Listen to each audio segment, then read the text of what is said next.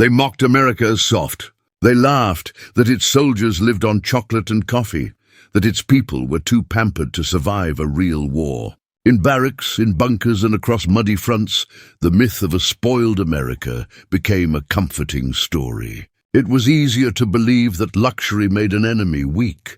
Yet when thousands of German prisoners of war were shipped across the Atlantic and sat down for their first meals in American camps, that illusion shattered. What they tasted wasn't indulgence or decadence. It was strength, a strength so vast, so secure, that it could afford to feed even its enemies, propaganda and mockery. In Nazi Germany, food wasn't just sustenance. It was turned into a weapon of propaganda, a mirror of national virtue. From radios crackling in crowded living rooms to newspapers passed through factory lines, the same story was told. America was lazy, its soldiers dependent on luxury, its factories producing excess rather than endurance. The regime's propagandists crafted the image of a soft, indulgent people, a nation that would collapse the moment it was deprived of its candy and coffee. Radios proclaimed that American soldiers couldn't march without chocolate or Coca-Cola. Leaflets mocked U.S. troops as children in uniform. Around fires on the Eastern Front, German soldiers repeated these tales with smirking pride. "We survive on black bread and cabbage," they said, "while the Americans need steak and sugar." Photos of grinning GIs with candy bars and cigarettes only fed the mockery. To the German mind, food equaled discipline. Endurance was a virtue. Comfort was decay. To mock the Americans' abundance wasn't just humor, it was self-defense. It allowed them to believe that deprivation proved superiority, but underneath that laughter was something darker: fear.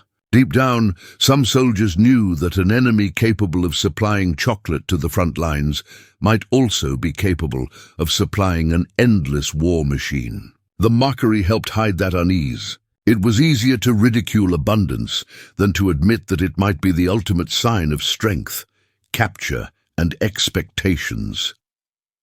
When defeat finally came, the jokes began to sound hollow. From the deserts of North Africa to the fields of France, tens of thousands of German soldiers surrendered, marched into barbed wire enclosures, stripped of weapons and pride alike. They began to wonder what awaited them in the land they had mocked. Rumors filled the air.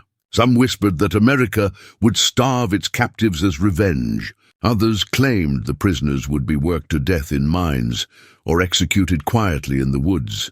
On the long voyage across the Atlantic, these fears mixed with bravado. Packed into dark ship holds, the prisoners cracked bitter jokes to cover their anxiety. "Let's see how these soft Americans feed us," they sneered. But when the smell of cooking drifted down from the galley, the laughter faltered. Every clang of a pot made their stomachs twist. They expected cruelty, hunger, humiliation. None of them imagined that their first experience of America would be the scent of bread and coffee. Arrival in America.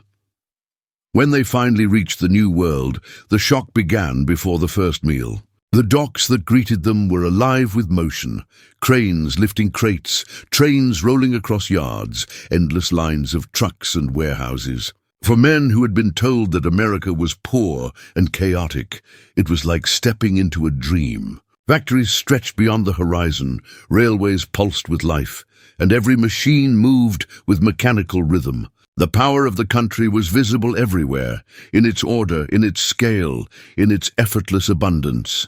From the trains that carried them inland, the view only deepened their silence. Through barred windows, they saw rich farmland, paved highways crowded with cars, towns alive with people in motion. There were no bombed-out ruins, no ration lines, no signs of scarcity. The laughter that had once echoed in German trenches vanished. This was not a weak nation. This was something entirely different. A society so confident it didn't need to prove its strength through deprivation. The first meal. Even then, the prisoners clung to one expectation, that their food would reveal the truth. They imagined watery soup, moldy bread, and leftovers from the Americans' tables. Instead, when they entered the camp mess halls, They were struck by the sight and smell of abundance. Long rows of tables stood ready. From the kitchen came trays piled high with bread, meat, vegetables, and even potatoes with gravy. And then came the coffee, rich, dark, and real. For many, it was the first true coffee they'd smelled in years. The room fell quiet. Forks clinked against plates, spoons scraped tin bowls, but no one spoke. Some muttered that they were eating better as prisoners than their families back home.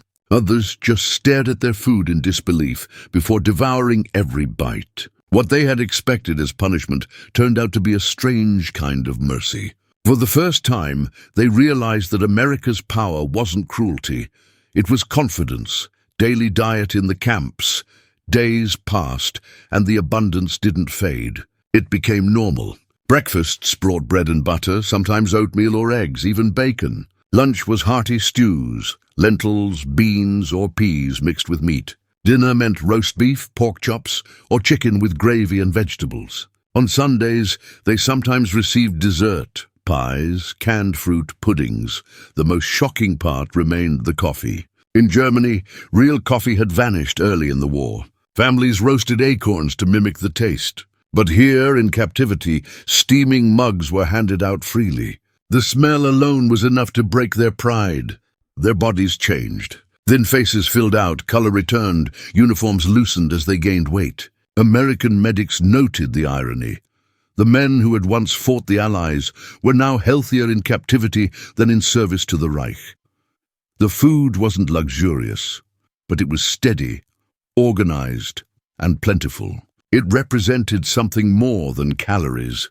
It represented a system that could feed millions at home, millions at the front, and still feed its enemies without hesitation. Reactions among POWs. The meals stirred reflection and shame. Some men tried to laugh it off, calling it a trick, a psychological weapon to soften them. But as the days turned into weeks, the consistency of the generosity wore down their disbelief. Letters from home told a different story. Children crying from hunger, wives standing in lines that wrapped around city blocks, entire neighborhoods living on turnips and ersatz bread. Some prisoners wrote home cautiously, describing the food in vague terms. Others couldn't bring themselves to tell the truth. How could they explain to their starving families that behind American barbed wire, they ate better than free citizens of the Reich? The guilt grew heavy. It became impossible to mock a nation that could feed its captives better than Germany could feed its own. Inside the camps, ideological battles flared.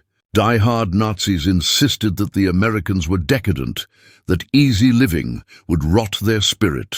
But others began to whisper the opposite, that America's abundance was its greatest weapon. A nation that can do this, one prisoner said quietly, cannot be defeated. Comparison with Germany. The longer they remained in captivity, the more unbearable the contrast became. Each new letter from Germany painted the same grim picture. Ration cards, shortages, black markets, hunger.